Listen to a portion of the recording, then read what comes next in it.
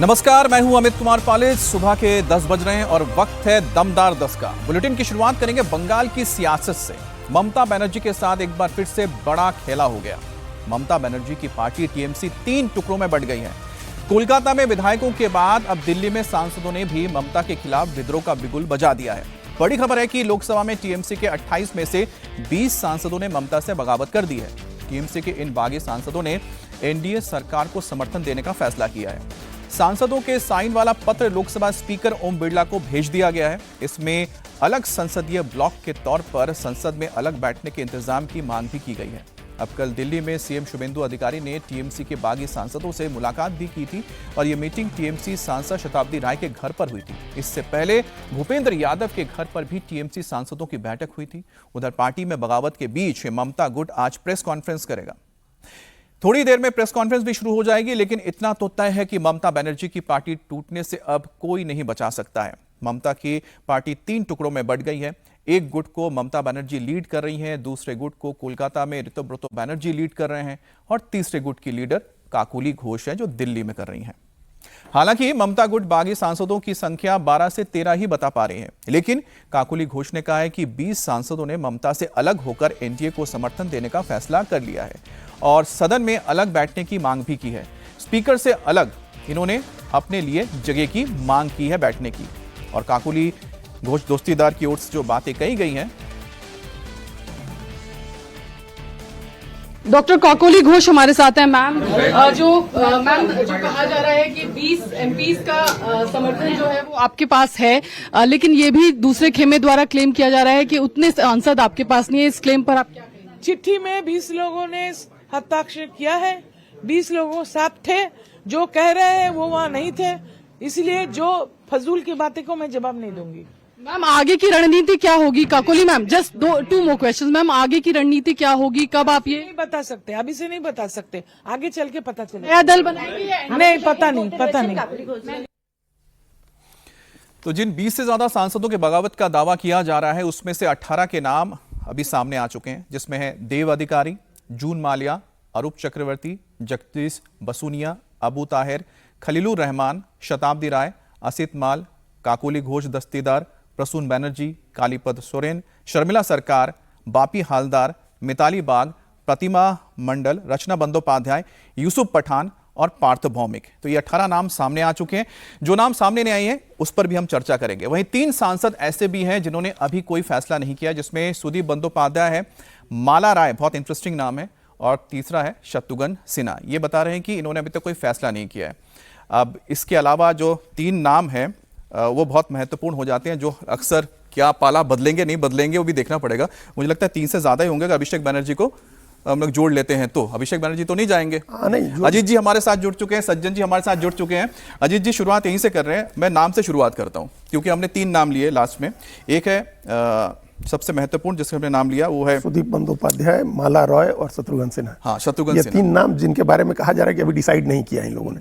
और 18 के दस्तखत, 18 के बारे में कहा जाता है कि इन लोगों ने डिसाइड कर लिया पूरी तरह से। ये लोग सरकार के विरोध में हैं, काकोली घोष दस्तीदार के साथ हैं, जिनके नाम आपने पढ़ दिए। ये 21 नाम हो गए। इसके बाद 7 नाम और बचते हैं।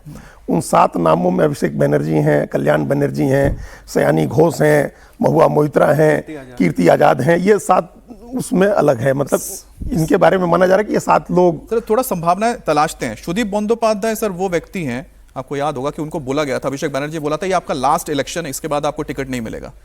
हाँ, लेकिन उसके बाद नैना बंदोपाध्याय को उन लोगों ने उपनेता बनाया वहां के, टिकट दिया था, और वो ये दोनों पति पत्नी काफी नजदीक माने जाते हैं ममता बनर्जी के।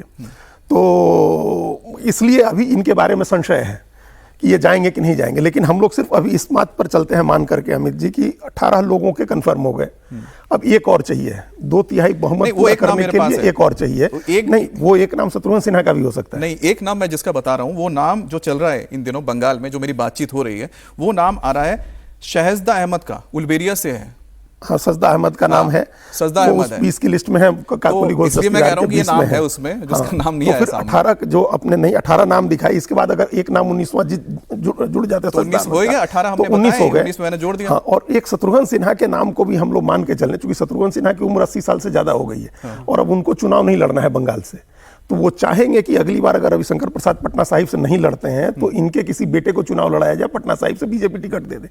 तो ये एक बड़ी प्रबल संभावना है इस अंदर बात की खबर आपने बताई है कि वो छोड़ देंगे बंगाल, उनको कोई दिक्कत नहीं है वहां, वो तो 2 बार रह चुके ना वहां से, आसनसोल से एमपी रह चुके और अब उम्र उनकी 82-83 साल हो गई है। तो 3 साल रहने के बाद वो चाहेंगे कि उनका एक बेटा चुनाव लड़ जाए वहां से पटना साहिब से अगली बार, अगर रविशंकर प्रसाद को नहीं मिलती तो एक नाम और हो गया। तो अगर सजदा अहमद आती हैं तो 19 हो गई, शत्रुघ्न सिन्हा आते हैं तो 20 हो गए। बता रहे हैं ना, सजदा अहमद मैंने जोड़ा 20 आपने बताया, यहाँ पर शत्रुघ्न सिन्हा तो 20 हो गए। हाँ, शत्रुघ्न सिन्हा तो हो गए, 20 नाम हो गए, 19 चाहिए है 2/3 की संख्या पूरी करने के लिए।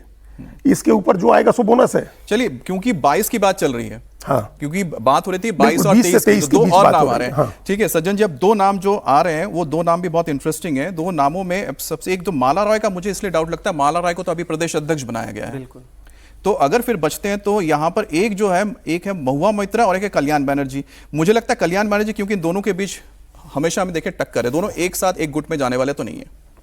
देखिए, महुआ मोइत्रा का भी मुझे नहीं लगता है कि वो टीएमसी को छोड़ेंगे। जो उनका लगातार जो ट्विटर पे और सोशल मीडिया पे जो बयान आ रहा है वो काफ़ी एग्रेसिव बयान है। जो लोग छोड़ के जा रहे हैं उनके बारे में बिलो द बेल्ट टिप्पणी की जा रही है।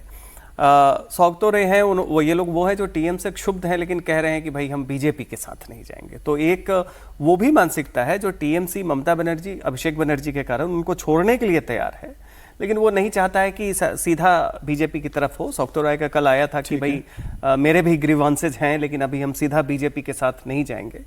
तो उस तरीके से महुआ मोइत्रा और कल्याण बनर्जी, इनके आपसे रिश्ते कितने भी खराब हों, ठीक है, आप इनको मुझे नहीं लगता है कि ये लोग बीजेपी के अब शायोनी, कीर्ति आजाद बचे हैं।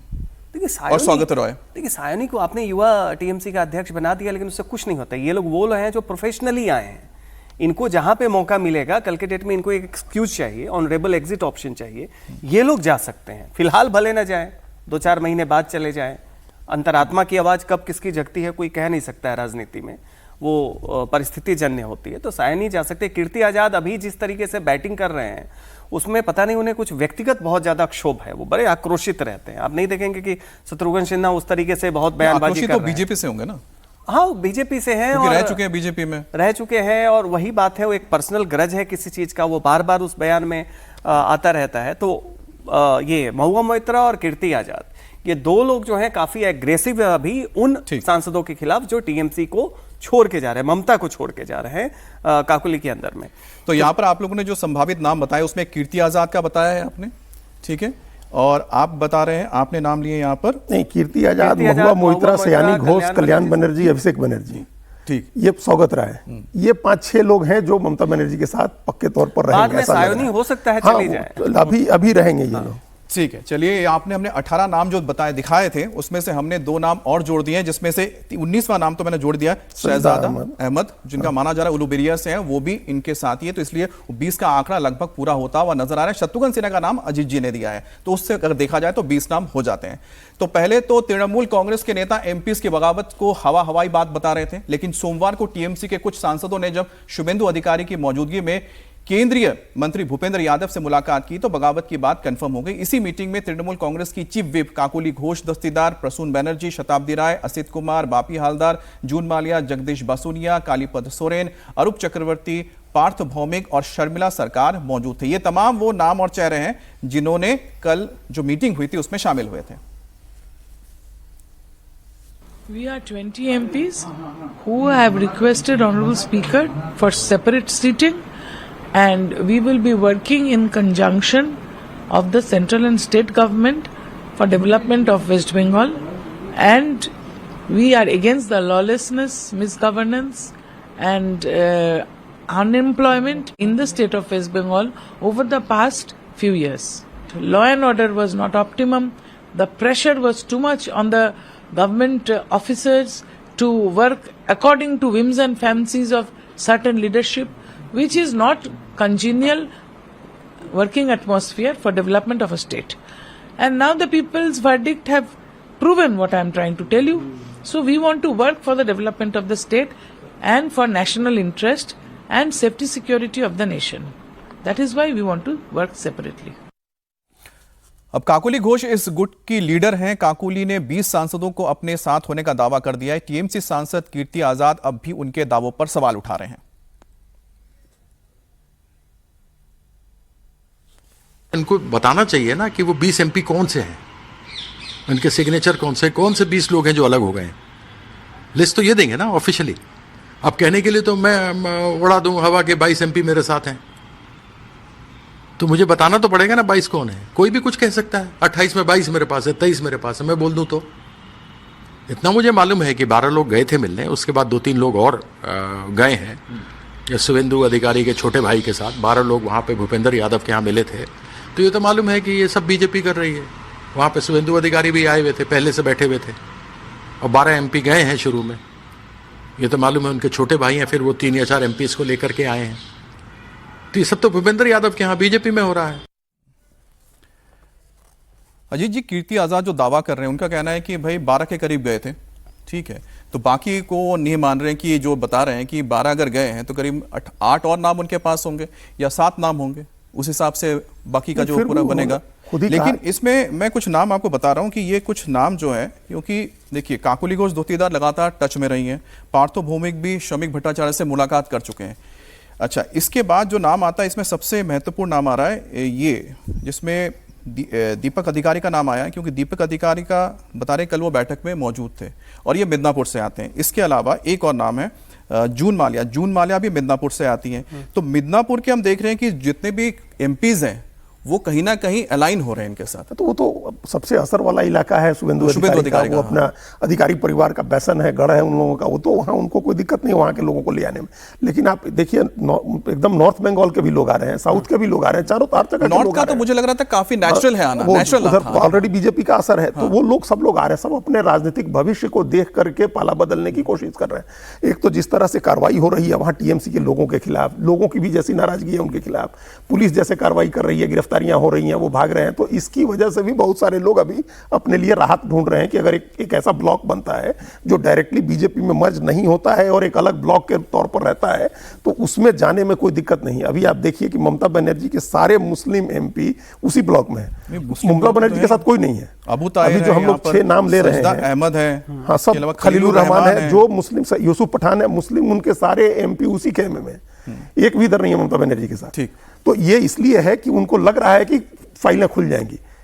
जावेद खान विधायक है, 91 प्रॉपर्टी की बात आई थी उनकी, तो फाइलें खुल जाएंगी। कि फाइलें खुल जाएंगे। फाइलें किन की है? फाइलें उनकी हैं जिनका सिंडिकेट चलता था, और ये सिंडिकेट के ऊपर जो प्रहार हो रहा है जिसकी वजह से तिलमिला गए हैं सब कुछ, और आप सोच रहे हो किस तरह से भागादौड़ी मची है। उसी से जुड़ी एक और बड़ी खबर यही है कि ममता बनर्जी की पार्टी अब 3 टुकड़ों में बढ़ गई है, तो अभिषेक बनर्जी की मुश्किल भी 3 गुना बढ़ गई है। फर्जी साइन के मामले में सीआईडी ने अभिषेक बनर्जी को नया समन भेजा है।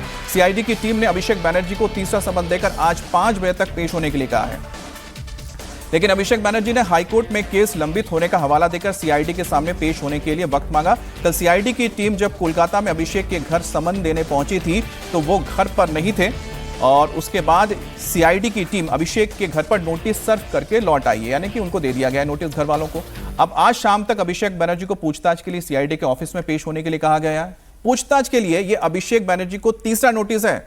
अगर अभिषेक आज भी पूछताछ में शामिल नहीं होते हैं तो उनकी गिरफ्तारी भी हो सकती है। हालांकि ममता बनर्जी के करीबी नेताओं का कहना है कि इस मामले में पार्टी की तरफ से हाईकोर्ट में पिटीशन फाइल कर दी गई है, जिस पर 10 जून को सुनवाई होनी है। इसीलिए जब तक कोलकाता हाईकोर्ट में सुनवाई नहीं होती है तब तक सीआईडी को अभिषेक के खिलाफ कोई प्यूनिटिव एक्शन लेने के लिए मना किया गया या फिर नहीं लेना चाहिए कहा गया है। तो अभिषेक बनर्जी को लेकर अब सबसे बड़ी मुश्किल यह है कि अभिषेक बनर्जी के एक एक करके जितने भी उनके खास हैं या उनकी जो पूरी की पूरी एक सिंडिकेट है, वो सिंडिकेट कहीं ना कहीं ढह जा रही है।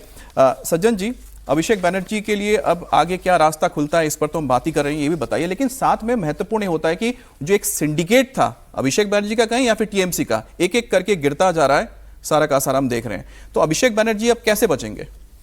देखिए, ये जो चुनावी वर्डिक्ट था बंगाल का, ये जो सिंडिकेट मॉडल है उसके लिए एक डेथ वारंट था। चूंकि सिंडिकेट मॉडल के सबसे बड़े चेहरे के तौर पे ये जाने जाते हैं जनता की नज़र में, तो राजनीतिक तौर पे तो ये कतई नहीं बच सकते। दूसरी बात, कानूनी कार्रवाई होगी। अब ये ज़्यादा से ज़्यादा यही कर सकते हैं कि कोर्ट में जाएं, मामले को आगे बचाएं, लेकिन फर्जी सिग्नेचर का मामला हो, चाहे और भी ज़्यादा एसेट का, इकोनॉमिक इसका, करप्शन का, वो मामला इनके खिलाफ पहले से खुलते जाएंगे। बात तो ये चल रही थी कि पिछले 4-5 साल में जब हेमंत सोरेन गिरफ्तार हुए भ्रष्टाचार के मामले में, केजरीवाल गिरफ्तार हुए, तो बंगाल में बहुत लोग ये आश्चर्य कर रहे थे कि उससे ज्यादा संगीन आरोप इनके ऊपर हैं, इनको क्यों नहीं गिरफ्तार किया जा रहा है। और उस समय ये भी बात चल रही थी कहीं दीदी और दादा में कोई सेटिंग तो नहीं है, क्योंकि कार्रवाई होनी चाहिए। तो सवाल ये उठता है कि जब आप सबसे बड़ा किसी भी राजनेता के लिए अंतिम निर्णय क्या होता है कि आप जनता की अदालत में जाएं। जनता की अदालत में सबसे हेटेड चेहरे हैं ये, तो इनका पॉलिटिकल फ्यूचर तो खत्म है। अब देखिए, पॉलिटिकल फ्यूचर का आपने जिक्र किया, तो फिराद हकीम कल जाकर मिले ऋतुब्रतो बनर्जी से और उन्होंने कहा कि ऋतुब्रतो ने कहा था इनको तो मैं बहुत बचपन से, मतलब बहुत पहले से जानता हूं, हम लोग साथ में काम कर चुके हैं। ये अपने आप में बड़ा अलार्मिंग है। लेकिन दूसरी तरफ क्योंकि यहाँ पर फर्जी सिग्नेचर का मामला है, आपको पता है जो कि कौन एलओपी को लेकर को इन्होंने इंडोर्स किया हुआ है। हाँ, इन्होंने साइन नहीं किया। अच्छा सर, उसमें बस मैं एक चीज जोड़ देता हूं कि उसमें एक जो खबर आई थी, शोभन देव ने एक उन्होंने पर्चा जारी किया और पर्चे से दावा किया कि ये देखिए कि सबके सिग्नेचर है और मुझे बनाया गया है। तो ऋतुब्रतो ने कहा कि जो पर्चा नहीं, इस पर्चा को तो आपने जो मीटिंग में शामिल हुए थे, उस मीटिंग में सिर्फ किसकी हाजिरी है वो लगाई गई थी। ठीक है, अगर आपने इसको जारी कर दिया है तो आप इसको प्रूफ कीजिए कि इस पे कैसे जो कुछ नाम जो ब्लॉक लेटर में लिखे हुए हैं कैसे लिखे होंगे, सिग्नेचर है तो अभिषेक बनर्जी के लिए तो और मुश्किल बढ़ गई। शोभन देव ने बड़ा कवरिंग लेटर अभिषेक बनर्जी ने दिया था, वो लेटर दिया गया स्पीकर को, रथिंद्रनाथ बोस को, कि आप ये इनको नेता प्रतिपक्ष नियुक्त करिए, और उस लेटर के साथ एक कवरिंग लेटर लगाया अभिषेक बनर्जी ने टीएमसी के नेशनल जनरल सेक्रेटरी होने के नाते कि हम इंडोर्स करते हैं कि ये डिसीजन हुआ है। इसलिए उनको समन भेजा जा रहा है कि आपने इंडोर्स किया हुआ है फर्जी दस्तखत को। तो हम आगे बढ़ते हैं बंगाल के साथ ही अब बिहार की बात हो जाए, क्योंकि बिहार में भी जो विधान परिषद के चुनाव हो रहे हैं उसमें भी बहुत दिलचस्प चीजें निकलकर सामने आई हैं। तो बिहार विधान परिषद में 10 सीटों के लिए चुनाव हो रहे हैं। सभी 10 सीटों के लिए उम्मीदवारों ने नामांकन अपना दाखिल कर दिया है, लेकिन इस बीच टिकट नहीं मिलने से नाराज पूर्व मंत्री शिव चंद्र राम, जी हाँ, शिव चंद्र राम आरजेडी से इस्तीफा दे चुके हैं। अब शिव चंद्र राम प्रेस कॉन्फ्रेंस के दौरान फूट कर रोने भी लगे। अब शिवचंद्र राम ने कहा कि टिकट ना मिलने से वो 4 रातों से सोए नहीं हैं। आपको हम बता दें कि महागठबंधन की ओर से आरजेडी के सुनील सिंह को यहां पर उम्मीदवार बनाया गया या पर्चा दिया गया है। 4 रात सो नहीं पाया, हमको दिया, लेकिन जिस तरीका से, जिस करकराहट में मैंने 3-4 दिन से अपनी जिंदगी को बिताया है, कि ऐसी जिंदगी भगवान नहीं करे कि किसी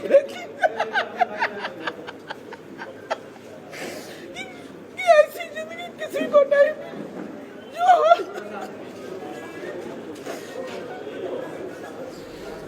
मैं 4 रात सो नहीं पाया।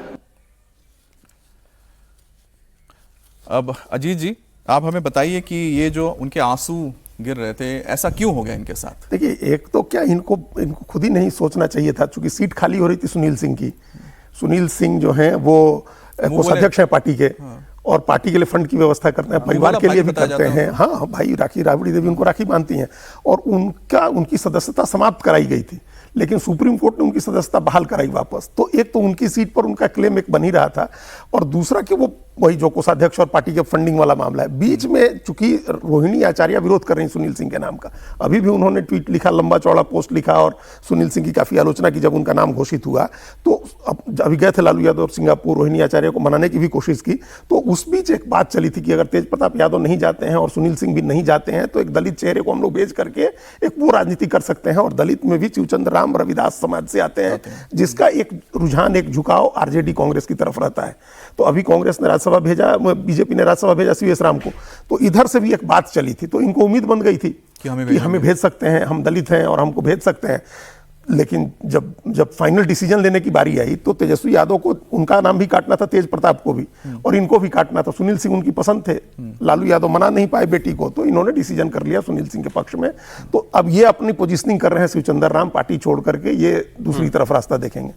लेकिन कुल मिलाकर दिए तो कम से कम अब राबड़ी देवी के मुंह बोले भाई हैं, तो इतना तो वहां दिलचस्प अमित जी वो हुआ है दीपक प्रकाश का मंत्री। मैं वही पूछना चाह रहा था सचिन जी को, देखिए आप शुरू अनोखा रिकॉर्ड जो है बन गया उनके नाम से, कि वो 15 नवंबर को बने, बिना किसी सदन के सदस्य बने मंत्री बने, और 14 अप्रैल को खत्म हो गए, बिना सदस्य बने, बिना विधायक बने, और फिर वापस 7 मई को मंत्री बन गए, और अब फिर वो किसी सदन के सदस्य नहीं बन रही। ये एक अनोखा रिकॉर्ड है उनके नाम से।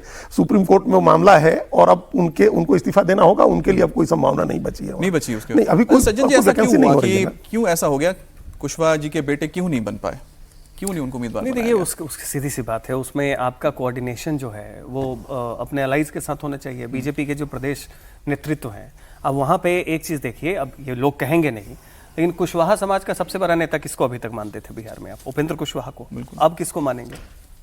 अच्छा, सम्राट चौधरी मुख्यमंत्री हो गया। मुख्यमंत्री है। तो देखिए कुछ पर्दे के पीछे भी बहुत समीकरण बनते हैं, पर्दे के पीछे बहुत कुछ हो रहा है, लेकिन पर्दे के पीछे देखिए मध्य प्रदेश में भी बहुत कुछ हो रहा है, क्योंकि बिहार के बाद हम बात मध्य प्रदेश की कर रहे हैं। राज्यसभा चुनाव की लड़ाई दिलचस्प होती जा रही है। बीजेपी के तीसरे कैंडिडेट को मैदान में उतारने के बाद कांग्रेस कैंप की टेंशन बढ़ गई है। कांग्रेस को क्रॉस वोटिंग का डर सताने लगा है और उसके लिए कांग्रेस अपने विधायकों की बाड़ेबंदी की तैयारी में जुट गई है और बताया जा रहा है कि कांग्रेस शासित राज्यों में विधायकों को भेजा जा सकता है। मध्य प्रदेश के कांग्रेस विधायक कर्नाटक या फिर तेलंगाना शिफ्ट हो सकते हैं। बीजेपी के 2 और कांग्रेस के 1 कैंडिडेट की जीत तय मानी जा रही है, लेकिन बीजेपी ने जैसे ही महेश केवट को तीसरा उम्मीदवार बनाया, एमपी में राज्यसभा का चुनाव और मुकाबला और ज्यादा दिलचस्प हो गया है, क्योंकि बीजेपी की तरफ से तीनों कैंडिडेट की जीत का दावा किया जा रहा है। अब इसमें कैसे होगा, ये तो सब सोचने वाली बात है। सज्जन जी, देखिए उसमें जो विधायक हैं ज्यादातर कमलनाथ गुट के, अच्छा, ठीक है, और अभी दिग्विजय सिंह वैसे भी राज्यसभा से अब उनका खत्म हो चुका है कार्यकाल। ऐसी स्थिति में मध्य प्रदेश में बड़ी विचित्र बात देखेंगे कि कांग्रेस भले ही कमजोर है, लेकिन वो ब्लॉक स्तर तक, प्रखंड स्तर तक जो है वो 3 गुट में बटा होता था पहले। एक कमलनाथ गुट, एक दिग्विजय सिंह का गुट और एक सिंधिया गुट था। जो अब सिंधिया तो चलिए लेके अपने खेमे को चले गए, लेकिन अभी भी अब इन एमएलएज की जो लॉयल्टी है वो अपने बॉस के प्रति होती है। दिग्विजय सिंह का हमेशा ये रहता था कि भले ही हम चुनाव जितवा ना पाए, हरा जरूर देंगे पार्टी को अगर हमारे कहने से आपने टिकट नहीं दिया। वैसी स्थिति में बीजेपी निश्चित तौर पे कांग्रेस के इस जो किस गुट पे सेंधमारी किसमें होगी? हाँ, मुझे लगता है कि अब देखिए वो छिंदवाड़ा भी एक बहुत ही चलते आप बता दीजिए अजीत जी, सेंधमारी किसमें होगी? नहीं, 10 विधायक कोई भी हो सकते हैं जो टूट जाएंगे। चलिए, उन्होंने तो कहा छिंदवाड़ा तो बोल दिया, ठीक है।